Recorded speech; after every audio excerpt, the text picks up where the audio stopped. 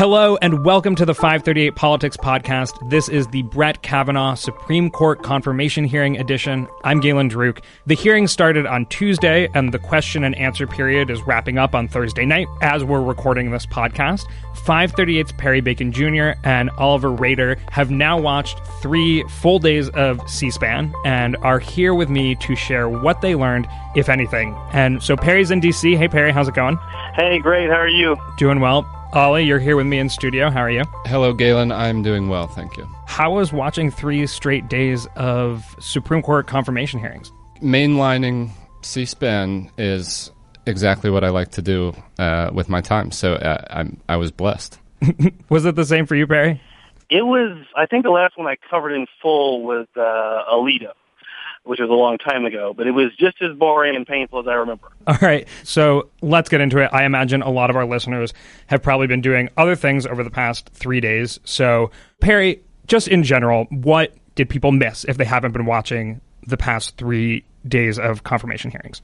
So there's been 2 sort of narratives. One is the Democrats are mad at the way, Kavanaugh worked for the Bush administration as staff secretary and then in the White House counsel's office. The Democrats wanted a lot of documents. The Republicans have created a process in which a fairly small number of the documents he produced and memos he produced have been released. And a lot of them were released on Monday on the eve of the hearing. So there's been a lot of frustration from Democrats that sort of things he's done have not been disclosed. And you saw that on Tuesday when the Democrats basically said this hearing was kind of a sham. They implied they hadn't had time. And then you had Thursday morning where, again, a similar kind of attack about documents and release. So that's been one part, which is the Democrats are being more aggressive than in past hearings about this kind of issue. And I think it's because the gravity, this is the swing seat, this is the 5th seat, and also because I think the Republicans have been a little more egregious in not showing documents this time. So the second part of the hearing that's important is like what actually Kavanaugh has said.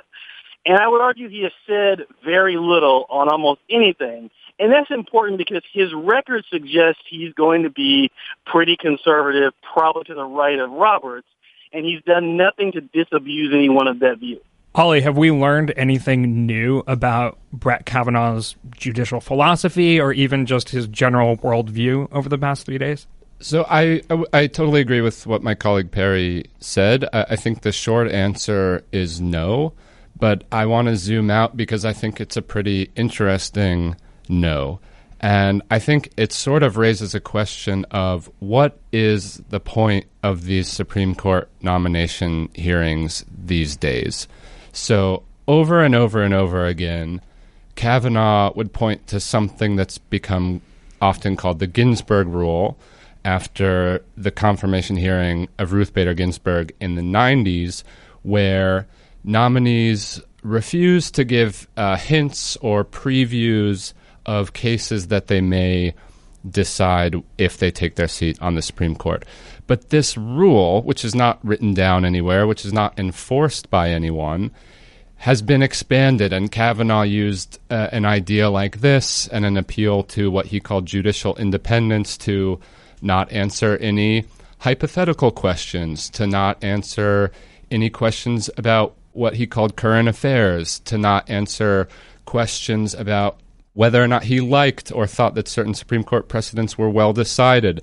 And when you won't talk about the past or the present or the future or the hypothetical or the actual, it doesn't leave a lot of answers that Kavanaugh can give. And what this means, and Perry's a lot better at picking this apart than I am, but what this means is a lot of the meaningful talking is done by senators.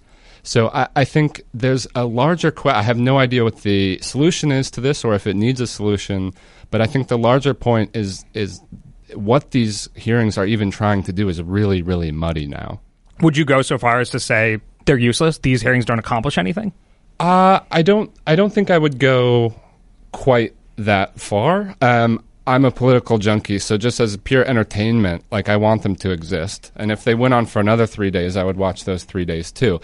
I'm not sure they're serving their intended purpose because judges like Kavanaugh can point and do point to their record on the D.C. Circuit in his case. But Supreme Court justices are sui generis, right? They're not like D.C. circuit judges. D.C. circuit judges cannot overturn Supreme Court precedent. Supreme Court justices, if there are 5 of them, absolutely can. And to sort of punt every single question about what you might do in a job that is completely unlike any job that you've ever had, I think pretty clearly obfuscates what these hearings are intended to do. And this isn't unique to Kavanaugh, of course. No, not at all. No, nor is it unique to Republican nominees. Kavanaugh, I think, basically rightly pointed often to Elena Kagan's confirmation hearing. This rule, I'm doing scare quotes with my hands, so you can't see that. This rule is often attributed to Ginsburg, although you could argue that she gave at least some substance in her hearing. But no, it's absolutely a fully bipartisan agreement to say absolutely nothing when you're sitting in front of the Judiciary Committee. And so, Perry, I'll ask you the question as well. I mean, given what Ollie said, how much did we learn about Kavanaugh's, I guess, judicial philosophy or, again, worldview? Well, if you haven't been reading all the articles or all his memos or all the coverage pre-hearing, my guess is people in the public probably learned a lot because the news media and so on is covering what Kavanaugh has written and what he previously said. Like the Democrats' questions are full of Kavanaugh's opinions, his writings when he worked for Bush. So you actually are probably getting a fair amount. If you haven't been tuning in, there's a fair amount you might have learned just this week if you haven't been tuning in. But if you've been following this stuff fairly closely, I've learned very little about what Kavanaugh thinks. I would say I've learned a lot about the senators. One, which is that the Republican senators, their question time, I often don't even have to really watch their question time because all they do is sort of at some point Lindsey Graham was like sort of speculating about how many votes Kavanaugh will receive, like the way you or I might do or Nate Silver might. It was very odd to watch that. So their question time is almost not even, they're sort of defending Kavanaugh, which is normal, but they've sort of went out of their way not to ask any real questions. The other interesting thing being he could be the 5th vote to, strike down Roe v. Wade or change abortion law in a very fundamental way, which is I think a written down public policy goal of the Republican Party. But they will not discuss it at the hearing, I assume, because getting rid of Roe v. Wade is unpopular. But it's one of those weird places where their ideology, everything they do is around limiting abortion, but they can't say that in public. Well, and it's Trump explicitly said that he would appoint nominees with that in mind, right? Trump said that. I'm not sure I'm not sure anybody on the committee has ever actually sort of admitted that was a goal of what they're doing, right? Which seems, in fact, Ben Sasse sort of gave a long speech about how people were being hysterical to suggest the idea that this might result in large policy changes. I think Ben Sasse used the word hysteria, in fact. So I think Trump said that. I'm not sure the committee members are actually sort of being honest about the stakes here on the Republican side. And on the Democratic side, usually in a process like this, you'd hear a lot about abortion and a lot about Roe and a lot about campaign finance law, but I think the focus on presidential power is very unique to this nomination, unlike nominees for Bush and Obama, because I think the focus on what will Trump do involving the Mueller probe and other things is an open question, and also the idea that Kavanaugh has unusually expansive views of presidential power. We don't know that, but he's given some hints of that. My guess is if it would have been another nominee to focus on abortion only, but here their focus is on presidential power a lot, and I think that goes to Trump, but also Kavanaugh's record. Yeah, and I think Perry's exactly right. And I would add that the one sort of tiny trickle of information that Kavanaugh did provide, sort of subverting this rule that he really liked, was talking about a Supreme Court case called the United States v. Nixon. And he did this right from the beginning of his very first answer a couple days ago, where it was a strategic move. He was saying, I like this case. I think it was his top 4 all-time judicial moments in American history. Galen, I'm going to ask you about your top 4 later if we have time. But I'll tell you over beer. So this was basically a case that said that presidential power, is not immune from the judicial branch in certain specific ways. And this was kind of a signal from Kavanaugh to sort of parry the attack, parry with an A, not like my colleague with an E, to sort of parry the attack coming from Democrats that he did indeed have this extremely expansive view of executive power that could be used to expose Mueller, protect Trump, and indeed that's maybe why he was nominated. I think even the informational quality of that statement is pretty limited because as some Democratic senators pointed out, he has been critical of U.S. v. Nixon before as well. That statement, which then Kavanaugh denied in turn, and so on. So you end up sort of right back where you started. But I agree with Perry that executive power and presidential power and Kavanaugh's ideas thereabout was kind of an outsized part of the last few days. So we've mentioned Roe v. Wade, we've mentioned executive power. Were there any topics that weren't really discussed that probably should have been, or were there any other topics that were discussed that surprised you?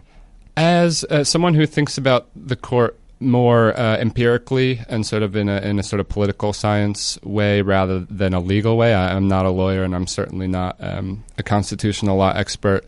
I found the questioning by Senator Whitehouse, I think it was yesterday, very interesting. He talked about the legitimacy of the Supreme Court, and the court doesn't have a purse and it doesn't have an army, and its power is derived solely from its legitimacy in the eyes of the public. And he tried to prove that point by pointing to statistics, the amount of time that Kavanaugh had agreed with conservative amicus parties and the amount of time that the Roberts Court in close cases had sided with conservative amicus parties, which both of those numbers were something like 90%.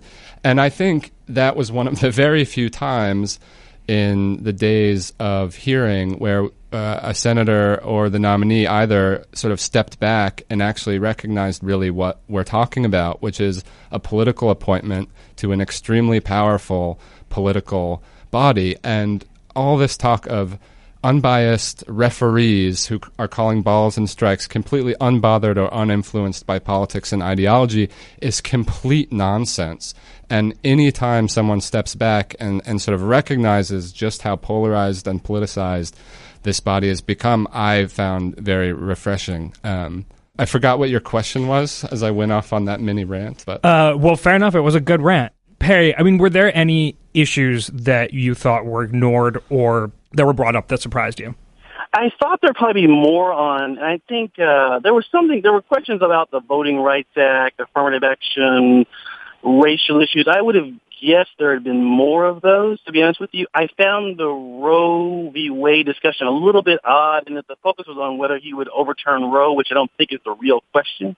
The question, I think, is if Texas or Kentucky or Louisiana passes a law that basically bans abortion but doesn't totally do that, will he uphold it or strike it down? And my guess is he would uphold those kinds of laws that limit abortion in function. But I thought the questions were sort of focused too much on, or sort of overly broad. I don't know if he's going to, not only was he not going to answer the question, I'm not sure the question was worth even asking to some extent about Roe broadly.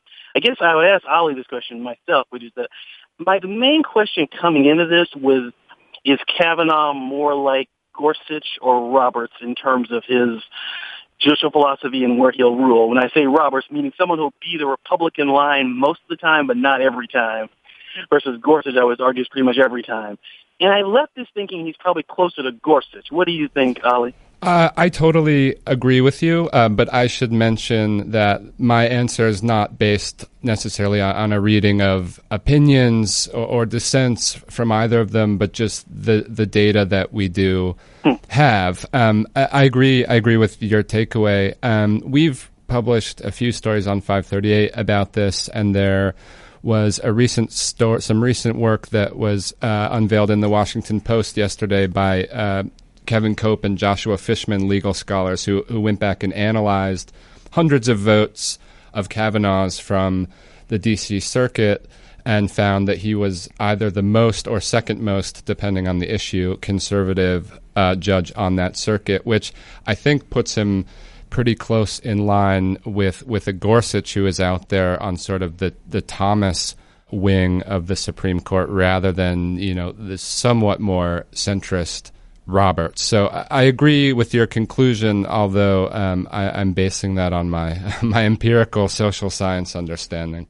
So it sounds like we got some new information, although largely the questions that the senators had went unanswered. So let's shift the focus from perhaps Kavanaugh more to the senators to try to understand their political strategy and what they were getting at. But first, let me tell you that today's podcast is brought to you by WeWork. Whether you're a team of 2 or 200, at WeWork, space matters. From single-desk solutions and innovative amenities to flexible private offices designed to grow along with your headcount, WeWork gives your business the space that you need to connect, focus, build, and succeed. WeWork now has over 280 locations across more than 70 cities in 24 countries around the world, making it the perfect partner for your next satellite office, your regional headquarters, or even remote employees. Your team member spends over a third of their lives in your office space, so why not make it exceptional? Everything from IT and maintenance to security, cleaning, wellness programming, and cold brew on tap is handled by WeWork. Having great coffee, it doesn't get any better than that. WeWork provides the intentional design, infectious energy, and outstanding service your team needs in order to just show up and do what they do best. Visit WeWork.com to find a location near you today. Okay, we're back, and let's talk about the politics of it all as far as the senators sitting in the hearing goes. Obviously, a big theme here is the midterms and the senators who are positioning themselves for 2020. Perry, let's start with you. Did you feel like there was a coherent Democratic strategy going into this week? So the important thing, I don't think any of those red state Democrats, as far as I can remember, are on this committee. So, they're none of the Claire McCaskill. So that's made a different kind of hearing, in that those members who I think might be inclined to vote for Kavanaugh, who are Democrats, are not on the committee. And I would have been curious how they sounded. So instead, you had pretty partisan members on both sides.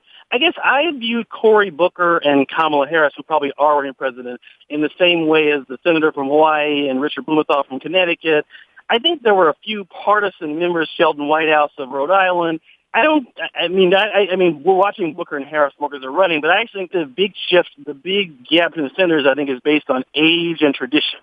And I do think Pat Leahy and particularly Dianne Feinstein were not as eager to sort of call the hearings a sham and to reject them. At Hirono, Harris, Blumenthal, Booker, I thought were particularly aggressive in suggesting the hearings were a sham. But I think the Democrats' overall message was Kavanaugh is very conservative and the process has been broken. I think that was the message they went in with. They seem to know they're not going to, change the vote. And I don't feel like they've even really tried, because I don't think there's any really, we're all watching Susan Collins' comments, but Collins has all but said she's going to vote for the nominee. So I think they have had the audience of the American people, and I would say the audience they're really trying to look for is the liberal base, I would say. And I think they have made their points to the liberal base that they're outraged with this nomination, and he's going to be pretty conservative. I think that's totally right. I would just highlight one thing that jumped out to me, which was the call on the part of the Democrats on the committee for transparency, basically. So there was all this talk at the beginning, mostly of the first and third days, where they sort of broke from normal order to discuss these committee classified documents that they didn't have access to. My understanding of it is there wasn't a whole lot bombshell quality in those emails. But the Democrats were able to use that to sort of position themselves as advocates of transparency and to sort of repeat this call of the American public has the right to know. And I think it's a pretty short path from that to the Mueller investigation, documents surrounding Trump that the American people haven't seen. I think that's just kind of a chorus that echoes from the Judiciary Committee through the Trump administration, at least as viewed by those on the left. So did the Democrats accomplish anything politically? I guess maybe in a way you're saying, yes, they continued a theme that they've been harping on for a while, but it doesn't seem like they're going to block Kavanaugh. We can probably say that at this point. So did they accomplish anything politically otherwise? I'm not sure there was much they could accomplish, so I guess they didn't. I think the one thing, if this was an exercise in sort of base mobilization, I think the base is very motivated because Donald Trump is president. So I'm not sure there was much to accomplish, and I'm not sure, if there was some document somewhere that would have sort of raised more character questions. The only way this nomination was going to go down was if Democrats found out something about Kavanaugh's character in some way. I don't think there was ever going to be a policy way to take down this nomination because the Republicans control the committee and control the Senate. So in that sense, the Democrats didn't accomplish much, but I wasn't sure what necessarily their goal was. The Republicans, too, I would argue, would have been smart to try to make Kavanaugh seem more popular and appealing. I'm not sure they really did that either. I guess my question would be at the end of these hearings, if you're Joe Manchin or you're Joe Donnelly, are you more likely to vote for Kavanaugh now or you're not? I mean, so I guess if Kavanaugh has about 56 votes, I would say the Democrats sort of failed to some extent. If he has about 52, then the Democrats won. I think that's sort of the bar. I think that's really the swing here is like how many Democratic senators end up voting for Kavanaugh. As that number went down in the last week. I don't know the answer to that, but I think that's a real question. Yeah, and the character punches were hard to land when Kavanaugh had his entire girls' basketball team that he coaches sitting in the first row directly behind him. But to come back to my earlier point, one of the Republican senators asked him which of the girls on his basketball team he would give the ball to with seconds left, down by one, and he refused to answer that question as well. I missed that. When it comes to the Republican strategy, Perry, you mentioned that their goal was to kind of make the guy look more agreeable, more moderate. So at this point, does he get red state Democrats' votes? I mean, if you had to bet at this point. If I had to bet at this point, I'd say I think Donnelly and Manchin and Heitkamp, yes. They, I think, voted for Gorsuch as well. I think those people are very cross-pressured. But Claire McCaskill, I'm guessing, feels very little pressure on this issue. Maybe I'll be wrong, but I don't think that the Claire McCaskill is going to feel this pressure because I'm not sure that, like, Kavanaugh came off that much more appealing than before the hearing. I remember when I covered the John Roberts hearing, even Democrats were saying, wow, this guy, I think Joe Biden remarked upon when he was on the Judiciary Committee, wow, Roberts was very impressive. He told jokes. He was very charismatic. He was very funny. He was very light. He was glib at the right times. He had a persona that I think, I remember at some point Obama, when he was in the Senate, was like having a hard time voting against Roberts. He did, but for ideological reasons. But I think that Roberts was very hard to vote against. His performance was so stellar. I don't think Kavanaugh has been that outstanding. I think he's looked flustered at times. Some of these memos that have come out have made it appear as if he maybe gave some misleading testimony when he was up for the appeals court. I just don't think Kavanaugh himself has been sort of singularly impressive in a way where everyone has to vote for him, who's on the fence. Yeah, I'm just looking at prediction markets with all the caveats that those entail. That they're all run by Scottish teams, I think, is a running joke on this podcast. Well, I mean, Scottish teams are very good at predicting Supreme Court nominations. If my quick sort of math looking at this page is right, they have it about 90% predictit.org that he will get at least 51 votes, with the sort of plurality prediction around 54 on 55 votes. Fair enough. As we wrap up, Perry, it sounded like in the beginning you were saying that people are focusing more on Cory Booker and Kamala Harris because they expect them to run, but that you didn't think that their behavior was necessarily all that different because they want to run for president.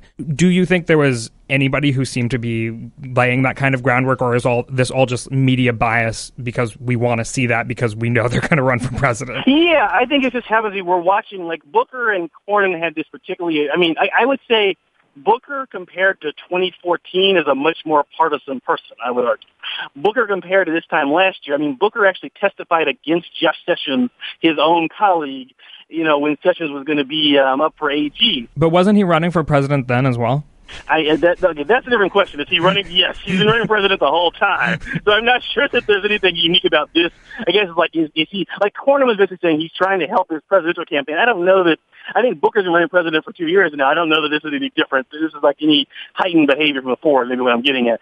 But that's true. He's been running president for a while now. I guess what I'm trying to say is, I think the gap that I see is not between candidates and non-candidates, between like the more liberal younger members and the older, more conservative Feinstein, Leahy, to some extent. Meaning, I think they were just a little bit more cautious. So Booker was dramatic this morning. I'm not denying that at all. I just think that might be sort of where he's going in a certain way. I guess even if this was their intention to help their campaigns, I don't really think that, voters are tuning in that much to.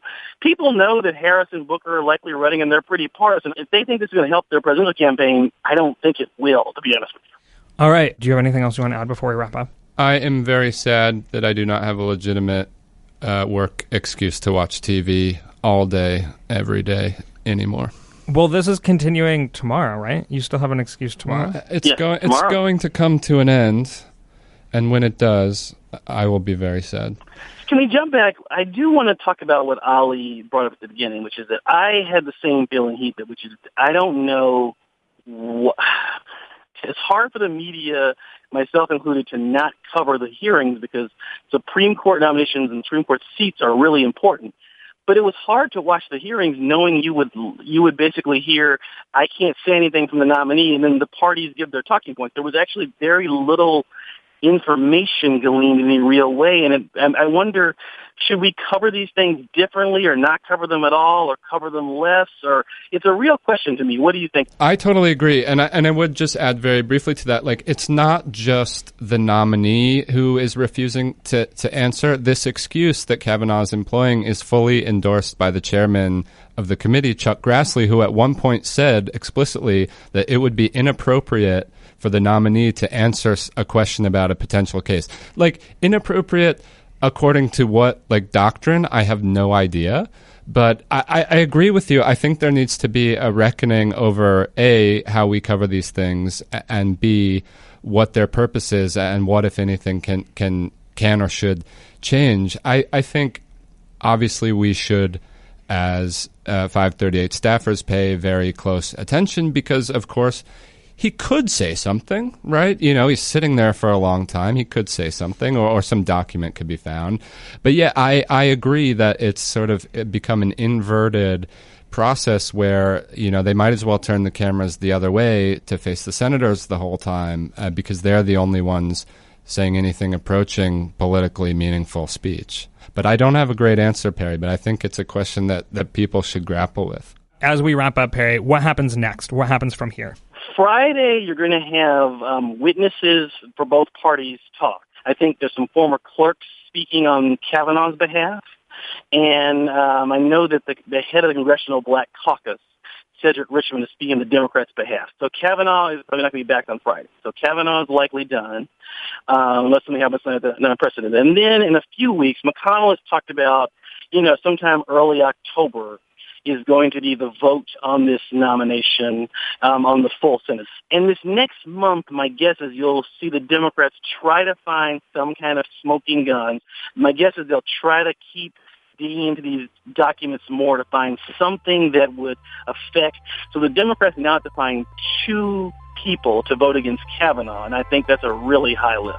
All right. Well, we will see what happens, although, of course, we've already expressed what we expect the outcome to be. Anyway, Perry, thank you so much for joining today. Thanks, Galen. Ollie, thank you. Thanks, Galen. Enjoy the remainder of the hearing on Friday, guys. My name is Galen Druk. Tony Chow is in the control room. Thanks for listening, everyone. Have a great weekend, and we will see you on Monday.